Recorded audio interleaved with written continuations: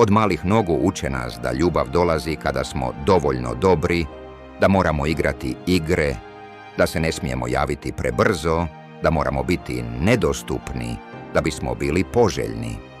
I što se događa? Ljudi ulaze u veze glumeći, skrivajući emocije, vodeći bitke umjesto razgovora i onda se čude kad sve pukne.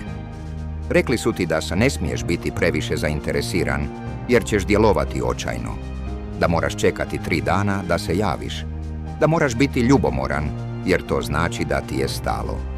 Ali istina, sva ta pravila su otrovne poruke koje sabotiraju tvoju autentičnost. Umjesto da budeš svoj, ti si postao proizvod društvenih skripti koje nemaju veze s pravom povezanošću. Prava ljubav ne traži igre. Prava ljubav traži hrabrost da budeš ranjiv, da kažeš sviđaš mi se bez kalkulacije. Traži da znaš tko si i da znaš što želiš, a ne da gledaš tutoriale kako natjerati nekoga da te poželi. Ako stalno igrajući po pravilima završavaš povrijeđen, možda je vrijeme da baciš ta pravila. Prestani glumiti da ti nije stalo. Prestani testirati druge da vidiš hoće li položiti.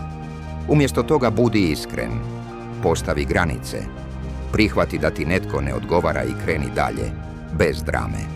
Tvoje srce nije igračka, a ni ti nisi strategija. Ljubav se ne gradi manipulacijom, već povjerenjem.